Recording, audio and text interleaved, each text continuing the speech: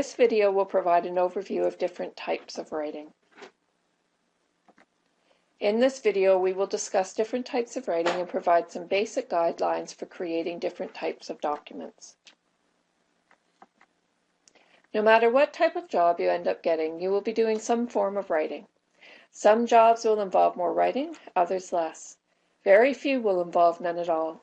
For most of you, writing in some form will be an even more essential skill than for other professionals. Even before you get that important first job, the ability to write well will be an essential skill. Here at the university, you will be writing reports, emails to professors and other people, essays, letters to apply for special programs or scholarships, and so on. Then you will be applying for jobs, likely every summer and once you graduate. In most fields, the higher up the corporate ladder you go, the more time you will spend writing. There is no field or industry that does not rely on communication to be successful. According to some studies, engineers and business people spend about 2/3 of their time either reading or writing reports. The ability to express ideas in writing and speaking ranks at the top of most lists of employability skills. For most of you, academic writing and creative writing are probably the most types of writing that you have done. Academic writing refers to the essays which demonstrate what you know about a topic that you write for a teacher in order to get a grade. They show your command of information to someone more familiar with or knowledgeable about your subject than you are. Much of your writing in primary and secondary school has likely been creative writing, writing short stories, poems, novels, etc., or writing about those things in English class. If you have worked for a student newspaper or done some blogging online, you've been writing in a journalism style. There are, of course, many other types of writing, such as diaries, blogs, web pages, speeches, and so on. Becoming a good writer involves being aware of the differences in style among these types of writing. Think here of how technical or professional writing differs from creative or academic writing. I think most of you will have a good sense of what creative writing is all about, so let's focus on the difference between academic and technical writing for a moment. As this table illustrates, there are 4 main areas where the two types of writing differ. In terms of purpose, academic writing is intended to demonstrate what you know about a topic, while professional or technical writing is intended to get something done within an organization. In terms of your knowledge of the topic, when you write an essay, your instructor or teacher usually knows more than you do about the topic. In professional writing, you should know more than your audience. An important part of writing is knowing who your audience is. When you write an essay, your teacher is your audience. With professional and technical writing, your audience may be several people who have different backgrounds and knowledge. Finally, all writing is evaluated at some level. Your academic essay will be graded and evaluated by your instructor for depth of research and analysis, logic, clarity, unity, and coherence of ideas and argument, as well as grammar. With professional writing, your writing will be evaluated for how well you communicate the information to your audience. Does it meet the audience's needs? Does it have clear and simple organization? Is it formatted for busy readers? Because technical and professional writing aims to help the reader find important information as quickly as possible, technical writing tends to place more emphasis on organization and format. Everywhere you look around you, you will see some form of technical document. In this course, the syllabus would be an example of a technical document. To determine which type of writing style to use, you need to consider your rhetorical situation. In other words, why are you writing the document? What is its purpose? And who is the audience? We will consider these elements in more detail later in the course. Once you finish school, most of your writing will occur in the workplace. No matter what job you end up in, writing will most certainly be a part of it. Correspondence will make up the bulk of your writing, so letters, memos, and emails in particular. When you work on projects, you will have to write both short and long reports. Short reports may, for example, be a progress report. Perhaps you will have to provide a short progress report once a week to either a client or a boss. Once a project has been completed, you will usually have to produce a report of your findings or results of your project. If you own your own business, you may have to bid for contracts through a project proposal, usually in response for a request for proposals. Perhaps you will attend a meeting or a conference, be required to provide a summary of what happened to your boss, or what happened for your boss or your colleagues. When you attend meetings, you may have to take minutes of the meeting. You may have to write a user manual or a speech or a presentation or a website. With any of these types of documents, the style of writing will vary, as will the formats.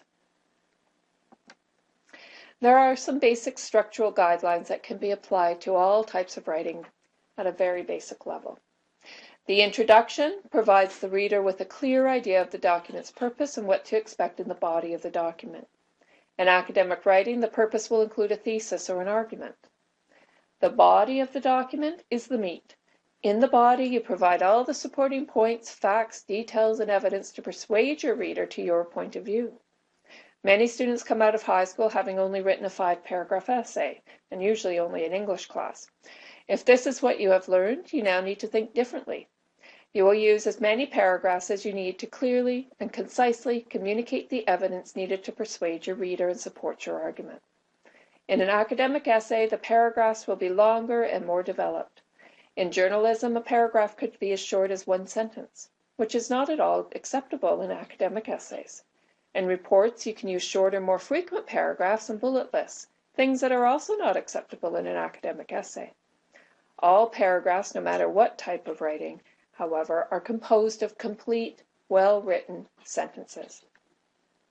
Finally, the conclusion. Conclusions should provide a sense of closure. In a report, it would include next steps as well as an effort to retain the goodwill of the reader. In an academic essay, you would draw conclusions about your argument based on your evidence. You would not repeat what you've already stated, rather you need to tie things together and provide your reader with a persuasive sense of closure. As you write any type of document, you should always try to anticipate questions that your reader might have and answer them in your document. Providing an answer to a question before it is asked improves your credibility and demonstrates that you have thought carefully about your content. When you are writing correspondence, for example, you should focus on your reader's needs. What are their priorities and interests? Ensure that you are addressing your reader's concerns. Why else would he or she continue to read the document?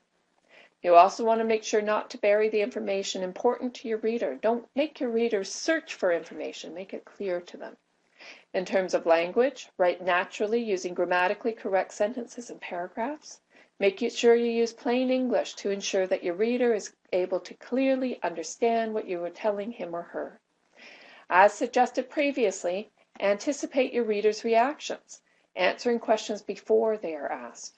It is also a good idea to consider whether your message is good news or bad news. If you are giving good news, you can use a direct approach. If you are giving bad news, an indirect approach is probably the best.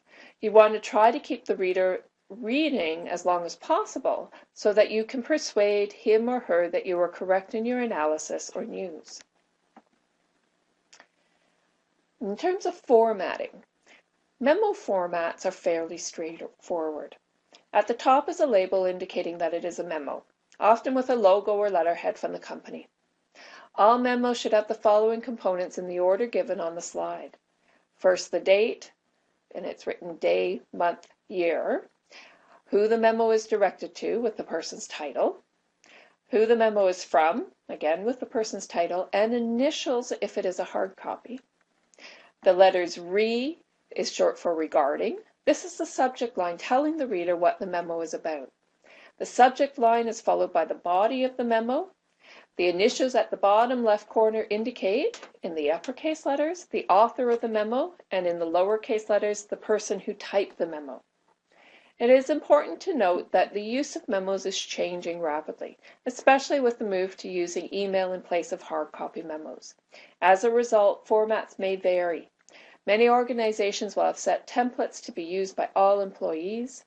The key is to ensure that all the details noted here are included in some manner. With Microsoft Word, with the wizards and templates, it's easy to create nicely formatted memos and other documents. However, if you're creating a document such as a cover letter or a resume, it is a good idea to avoid using templates that many other people also use. Remember, when you're creating a cover letter or a resume that is intended to illustrate your uniqueness and individuality, you should create your own letterhead and distinct style. In terms of letter formats, they are similar to memos in that letter writing is undergoing considerable change. Now, there are 4 main styles for letters, which are variations of each other. Most of the variation lies in where the components are placed. All letters need to include who the letter is from and who it is to. In the block and semi-block format, the writer's information is placed in the right-hand corner. The writer's information can be replaced by letterhead. Immediately below this is the date. Below this, but at the left margin, is the reader's address. Below this, yet again, is the salutation. The salutation is the dear so-and-so, followed by a colon. At the bottom right is the signature line. The complimentary close is something like sincerely. Below the signature is the writer's name typed out. The format of the body paragraphs differ between the 2 styles. In the semi-block format, the first lines of each paragraph are indented, while in the block format, the paragraphs are not indented but are separated by a blank line. Unlike the block and semi-block formats where the writer's information is placed in the right-hand corner, in both the full block and simplified formats, the writer's contact information is placed in the upper left side of the page. The writer's information can be replaced by letterhead. Immediately below this is the date.